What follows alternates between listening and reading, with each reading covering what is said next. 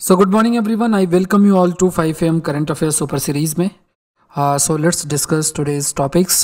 This session is presented by me. My name is Saurabh Pandya. IAS exam की तैयारी कर रहा हूँ अनअकैडमी से आप जुड़ सकते हैं. My course is starting on April 15th. April 15 में कोर्स शुरू हो रहा है. GS सीरीज़ है. ये कोर्स इंपॉर्टेंट है क्योंकि इसमें 1.5 से 2 साल के ये टॉपिक्स जो ज्योग्राफी एनवायरनमेंट साइंस से रिलेटेड जो टॉपिक्स हैं वो आपके कवर किए जाएंगे, तो आप इसका हिस्सा बन सकते हैं. इसके अलावा एग्रीकल्चर ऑप्शनल भी लॉन्च होगा. कई सारे इंडिविजुअल कोर्सेस हैं, ऑप्शनल के भी कोर्सेस हैं. I will launch agriculture optional from May month, तो आप इसका भी हिस्सा बन सकते हैं. बहुत सारे आपके बैच कोर्सेस हैं. अगर आप 2021 की तैयारी कर रहे हो, 22 की तैयारी कर रहे हो, तो इंडिया के टॉप एजुकेटर्स के द्वारा तो आप अपनी प्रिपरेशन कर सकते हैं. लाइव क्लासेस अटेंड कर सकते हैं. अब देखो इसमें बेनिफिट क्या है कि आप अपनी जो प्रिपरेशन है उसको एक प्लान तरीके से कर सकते हैं. कई बार क्लासेस मिस हो जाते हैं. रिकॉर्डेड क्लासेस है, क्लास का पीडीएफ नोट्स प्रिपेयर कर सकते हैं. पीडीएफ जो है वो आप डाउनलोड कर सकते हैं. करना क्या है, unacademy.com में जाना है, यूपीएससी सीएससी सेलेक्ट करना है and use the code SPLIVE. इस कोड का इस्तेमाल करोगे अमाउंट विल रिड्यूस बाय 10%. मेरे कोर्सेज कर सकते हैं, साथ में दूसरे सभी कोर्सेज भी आपके लिए फ्री होंगे. इसके अलावा आप अनअकैडमी कॉम्बैट का हिस्सा जरूर से बने. 28 मार्च को ये शेड्यूल्ड है. इस कोड को यूज़ करो SPLIVE. ये फ्री है, आपके पास मौका है स्कॉलरशिप जीतने का. Let's start. पहला क्वेश्चन है, consider the following statement about study in India program. इसके ऊपर ये आपका प्रश्न है. ये न्यूज़ आपकी पब्लिश भी हुई इकोनॉमिक टाइम्स के अंदर, जिसे क्वेश्चन फ्रेम किया गया है. To attract foreign students to study in India, it was integrated by Educational Consultant India Limited (EDCIL), a mini Ratna Category 1C central public sector undertaking. Company based in India to double India's market share of global education export from 3% to 6%. यहाँ पे आपको correct statement बताना है. इसमें अगर देखा जाए तो जो एम है, ये एम है डबल तो करना है, लेकिन ये जो एम है वो एम ये है कि अभी हमारा 1% से भी लेस है, इसको 2% तक करना है. तो स्टडी इन इंडिया प्रोग्राम में कि लोग जैसे हमारे देश से बहुत सारे लोग बाहर पढ़ने जाते हैं, बाहर से भी हमारे देश में आए और पढ़ें. Attract foreign investor to study in India, integrated by educational consultant. तो EDCIL करके ये आपकी मिनी रत्ना है, जो एक आप कह सकते हो कि PSC पब्लिक सेक्टर एंटरप्राइज के रूप में ही है. एम ये है कि जो ग्लोबल एजुकेशन है उसमें हमारा जो कंट्रीब्यूशन है वो इंक्रीज़ हो. अब जैसे कोई बाहर से पढ़ने आएगा, सो अपनी करेंसी लेकर आएगा, इंडियन रुपीज़ में उस करेंसी को कन्वर्ट करेगा. सपोज़ करो कोई USA से आता है इंडिया में पढ़ने और डॉलर है उसके पास, या कहीं और से आता है और डॉलर है उसके पास, तो डॉलर को कन्वर्ट करेगा इंडियन करेंसी में. तो इसलिए कहा किया जाता है कि जब इंडिया में कोई टूरिस्ट आता है या कोई पढ़ने भी आएगा, it will be equivalent to export. तो इंडिया भी अपना जो शेयर है ग्लोबल एजुकेशन एक्सपोर्ट पे वो इंक्रीज़ करे, इसको इंक्रीज़ करे टू 2%. तो ये स्टेटमेंट थर्ड गलत है, बाकी दोनों सही है. आंसर है 1 and 2. नेक्स्ट है, consider the following statement about जल शक्ति अभियान catch the rain. Implemented from 22nd March 2021 to 30th March 2021, launched as a Jan Andolan to take water conservation at grassroots level through people's participation. Geotagging of all water bodies throughout the nation will be carried out. तो यहाँ पे आपको correct statement बताना है. अब यहाँ पे क्या है, कहा गया कि implemented from 22nd March 2021 to 30th नवंबर, ये 30th नवंबर है 2021. तो ये स्टेटमेंट आपका गलत हो जाता है. तो जल शक्ति अभियान कैच द रेन अगर देखा जाए तो हिंदुस्तान टाइम्स में ये न्यूज़ भी है. लॉन्च्ड एज अ जन आंदोलन, मतलब पीपल का जो पार्टिसिपेशन है इंक्रीज़ करना, जिससे कि वाटर का कंजर्वेशन किया जा सके ग्रास रूट लेवल पे. जितनी भी इंपॉर्टेंट वाटर बॉडीज़ है उसकी जियो टैगिंग करना, जिसके बारे में, जिससे कि जितनी भी वाटर बॉडीज़ है उसके बारे में जानकारी रहे.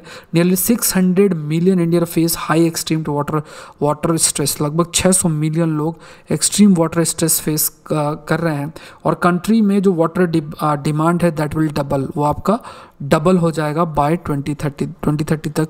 ये जो वाटर डिमांड है ये आपका डबल हो जाएगा, जो कि कॉस्ट होगा इसका लगभग 6% लॉस इन, मतलब जो इसका जिसकी वजह से अगर कॉस्ट की बात की जाए वाटर की डिमांड को मीट करने के लिए, it will be around costing a 6% loss in GDP by 2050.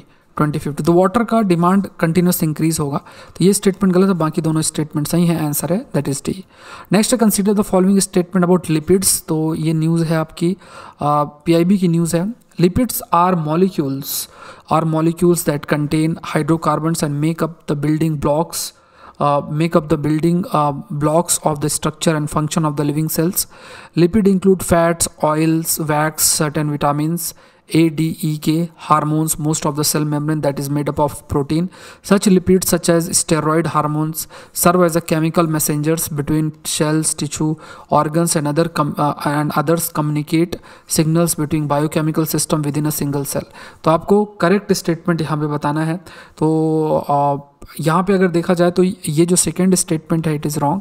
Lipid include fat, oil, wax, certain vitamins and most of the cell membrane that is not made up of protein, that is not, जो protein का नहीं बना होता है उसको include करता है।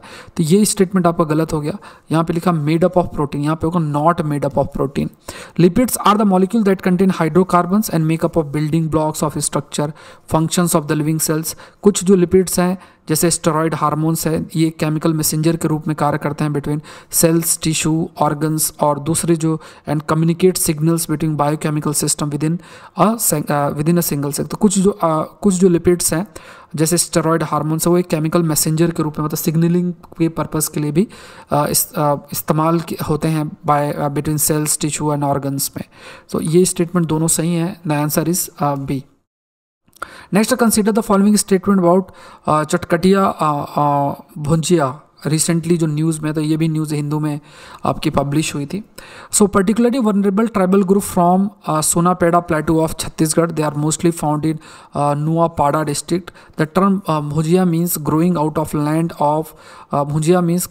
Land और ओरिजिन ऑफ अर्थ। तो यहाँ पे अगर देखा जाए ये जो स्टेटमेंट है पर्टिकुलरली वनरेबल ट्राइबल ग्रुप है from particularly vulnerable tribal group है from the Sonabeda plateau of Orissa. यहाँ पे छत्तीसगढ़ लिखा हुआ, इट इज़ उड़ीसा, ठीक है, ये उड़ीसा है। और they are found in Nuapada district, मतलब ये नुआपाड़ा डिस्ट्रिक्ट उड़ीसा का है। और ये वी कैन से ये इसका मतलब है ग्रोइंग आउट ऑफ लैंड और ओरिजिन ऑफ द अर्थ। तो ये दोनों स्टेटमेंट सही हैं, ये आपका गलत है। सो चकटिया भुजिया करके क्या है, ये they are the particularly vulnerable tribal groups हैं जो कि उड़ीसा में रहते हैं। तो ये स्टेटमेंट आपका गलत है, बाकी दोनों स्टेटमेंट सही हैं। So the answer is that is D. Next देखते हैं, consider the following statement about places of worship special provision act 1991। ये भी काफ़ी न्यूज़ में था, लाइव मिनट में इस पर न्यूज़ भी आपकी आई है। The law was enacted to freeze the status of all places of worship in the country as on August 15, 1947। No person shall convert any place of worship or any religious denomination into one of the different denomination or section. It will also apply to ancient and historical monuments and archaeological sites and remains. तो यहाँ पे it will not apply, यहाँ पे याद रखना है कि it will not apply to ancient historical monuments और जो भी archaeological sites हैं, जो भी that are covered under ancient monument and archaeological sites and remains act 1958, जो इस एक्ट के तहत हैं ancient monument and archaeological sites and remains act 1958, जो इसके अंडर हैं उनमें उस पर ये अप्लाई नहीं होगा। तो ये गलत है, बाकी दोनों स्टेटमेंट से मतलब उस स्थिति में जो प्लेस जिस पर्पस के लिए वर्शिप हो रही है, जिसके द्वारा वर्शिप हो रही है, तो उसको कन्वर्ट नहीं किया जा सकता है। लेकिन जो भी एंशिएंट और हिस्टोरिकल मॉन्यूमेंट्स हैं which are covered under ancient monument and archaeological sites and remains act, उस पर यह लागू नहीं होता है। तो ये आपको ध्यान में रखना है, फर्स्ट और सेकंड। तो अयोध्या केस की वजह से ये न्यूज़ में है आपका। Next, consider the following statement about protocol relating to the status of refugee. It entered into force on 4th October 1967. 146 countries are party. Refugee Convention was drafted in aftermath of Vietnam War, which saw many millions of people displaced across Pacific. तो Refugee Convention जो draft किया गया था, not after Vietnam War but world war 2 के बाद से इसका, क्योंकि बहुत सारे लोग वॉर की वजह से जो अफेक्ट हुए थे वो माइग्रेट कर रहे थे इधर से उधर, कई जगहों पे वो माइग्रेट कर रहे थे, तो उन्हें प्रॉपर प्रोटेक्शन मिले, इंश्योर करने की बात की गई थी, खासतौर से यूरोप की अगर बात की जाए। तो यहाँ पे ये स्टेटमेंट आपका गलत हो जाता है। यहाँ पे third statement apply only to people who had been displaced as a result of events occurring before 1 January 1951। इससे पहले अगर हुआ है डिस्प्लेसमेंट हुआ, इसके बाद का इंक्लूड इसमें नहीं है। सो ये दोनों स्टेटमेंट आपके सही हैं, आंसर है दैट इज़ 1 and 3। तो ये न्यूज़ भी हिंदुस्तान टाइम्स में है, क्योंकि अभी हाल फिलहाल म्यांमार से बहुत सारे लोग मूव कर रहे हैं, जो हमारा नॉर्थ ईस्टर्न बॉर्डर है वहाँ पे, और नागालैंड और मिजोरम जैसे स्टेट्स हैं वहाँ पे म्यांमार में जो कू कैरी आउट किया गया तो उसकी वजह से जो डिस्टर्बेंस है, लोग प्रोटेस्ट कर रहे हैं और जो भी स्टेप लिए जा रहे हैं वहाँ की आर्मी के द्वारा, उससे बचने के लिए बहुत सारे जो लोग हैं वो जो है माइग्रेट करके आ रहे हैं इंडिया में। तो अब वो रिफ्यूजी कंसिडर होंगे कि नहीं, यहाँ पे समझना ये कि इंडिया ने ऐसा जो रिफ्यूजी कन्वेंशन है 1951 का उसको साइन भी नहीं किया हुआ है। तो इसमें क्या इंडिया स्टेप होता है, अगर ये प्रॉब्लम और इंक्रीज़ होती है तो किस तरीके से टैकल करेंगे वो आगे पता चलेगा। Consider the following statements about helium. Helium के ऊपर भी ये न्यूज़ आपकी आई थी। सो यहाँ पे सेकंड लाइटेस्ट एलिमेंट है, this is the second lightest element सही है, कलरलेस, ऑर्डरलेस और टेस्टलेस गैस है।